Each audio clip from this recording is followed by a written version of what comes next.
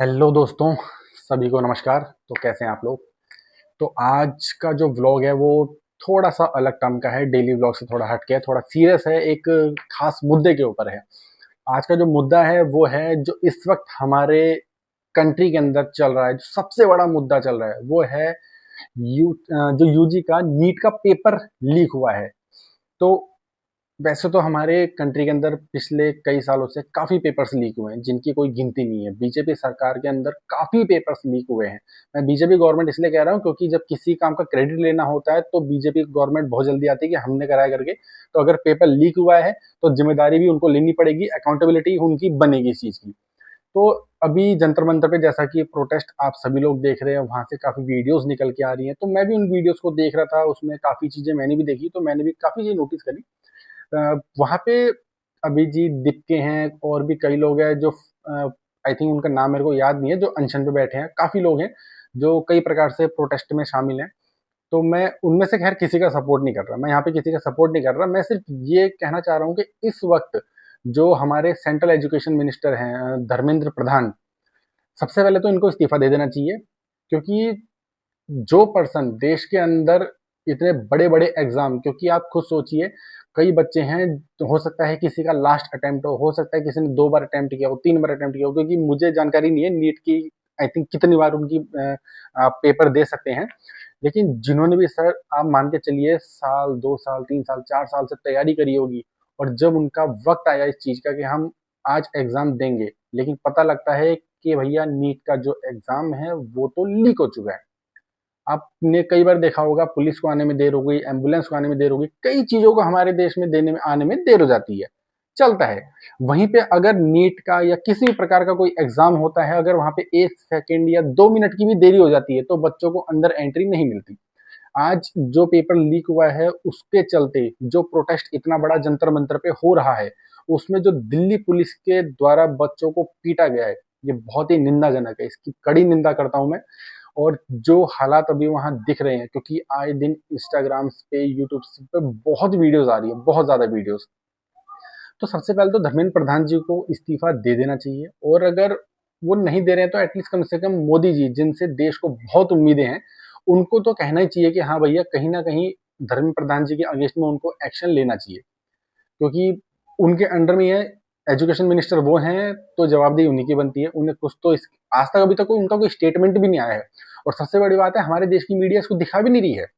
मतलब बहुत इक्के दुक्के ही मैंने मीडिया वाले देखे होंगे, अभी तक किसी की आई है वीडियोस, ऐसा किसी ने इसको न्यूज में कवर किया है। ज्यादातर लोगों ने इसको कवर अभी तक किया भी नहीं है। तो उसी के मद्देनजर मैंने सोचा एक बार मैं भी अपनी राय दूं कि आखिर इसमें मेरी राय क्या बनती है। जंतर मंतर पे जो प्रोटेस्ट हो रहा है दोस्तों, वो प्रोटेस्ट अगर सिर्फ स्टूडेंट्स सिर्फ स्टूडेंट्स हो तब तक वो प्रोटेस्ट सही है। लेकिन वो प्रोटेस्ट कहीं ना कहीं किसी और दिशा में भी जा रहा है, क्योंकि वहां पे मनीष सिसोदिया जी को देखा गया है, और आम आदमी पार्टी की ही एक दूसरी नेता भी है, मुझे उनका नाम याद नहीं है, उनको भी देखा गया था, थर्ड पर्सन और थे। तो वहां पे जो बीजेपी के अगेंस्ट में जो नारे लगाए जा रहे थे, मतलब कहीं ना कहीं बच्चों के प्रोटेस्ट को जो राजनीतिक मोड़ दिया जा रहा है, वो बहुत ही गलत है। वो चीज मुझे बिल्कुल सही लगी। प्रोटेस्ट बच्चों का अपनी जगह 100% सही है।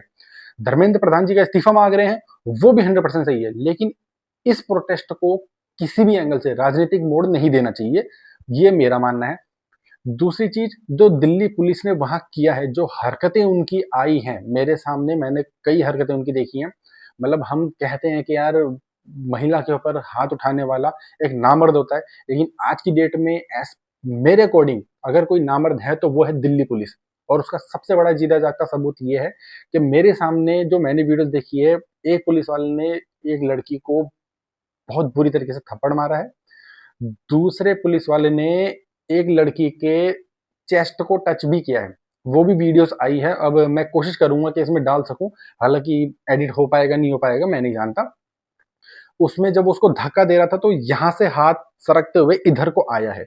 दूसरा इंसिडेंट, तीसरा इंसिडेंट, जब लड़की भाग रही थी तो डंडे से मारा नहीं गया है, उसके हिप्स के साइड में डंडे को सीधा करके इस तरीके से मारा गया है। इस तरीके से मारना अलग थिंग होती है, आप किसी को मार रहे हैं, बीट कर रहे हैं, वो चीज अलग है। बट इस तरीके से सीधा डंडा मारना, ये अलग चीज होती है।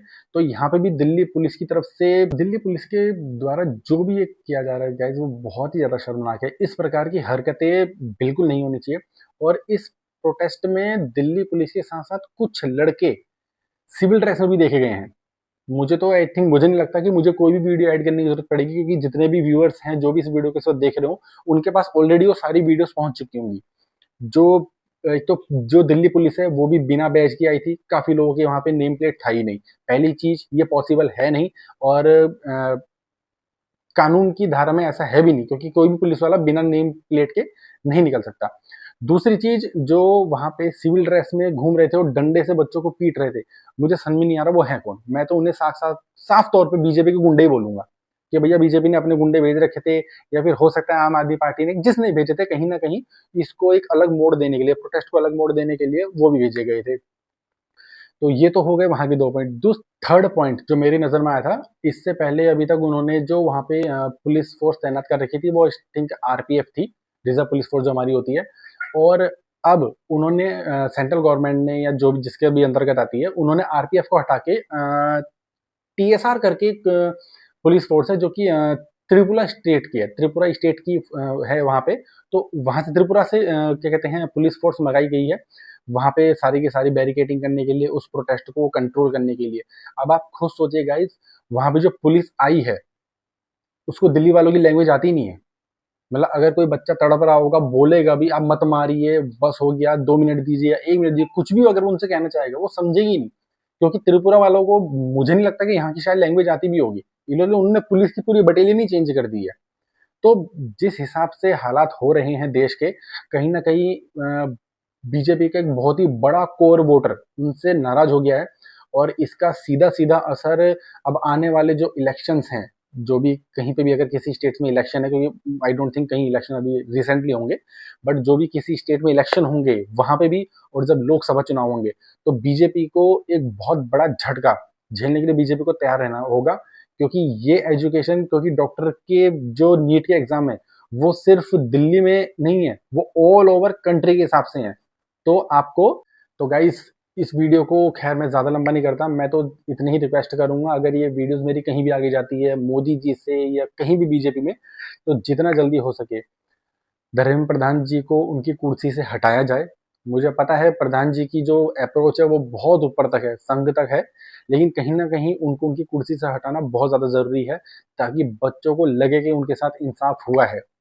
तो आज की वीडियो में इतना ही। मेरा कंक्लूजन जो था वो यही था कि भैया रेजिग्नेशन होना चाहिए, बच्चों को इंसाफ मिलना चाहिए, और आज के बाद कुछ ऐसी व्यवस्था होनी चाहिए कि जब भी नीट का हो या कोई भी ऐसा बड़ा एग्जाम हो जो पूरे स्टेट लेवल पे होता है या पूरे कंट्री के लेवल पे होता है, पूरे अपने इंडिया लेवल पे होता है, तो वो एग्जाम की इतनी टाइट सिक्योरिटी होनी चाहिए कि जिस दिन एग्जाम हो रहा है उसी दिन किसी न किसी तरीके से ऑनलाइन से पासवर्ड से एग्जाम खोला जाएगा, बच्चे तभी एग्जाम, वो पेपर उसी वक्त ओपन होना चाहिए। ऐसी कुछ ना कुछ टेक्नोलॉजी इंडिया को इजाद करनी चाहिए, ताकि भविष्य में पेपर लीक ना हो सके। तो नेक्स्ट टॉपिक जो मैं लेके आऊंगा, वो लेके आऊंगा मैं हमारे इस वक्त कंट्री के अंदर जो E20 को लेके सब लोग बुरी तरीके से कंफ्यूज हो रखे हैं।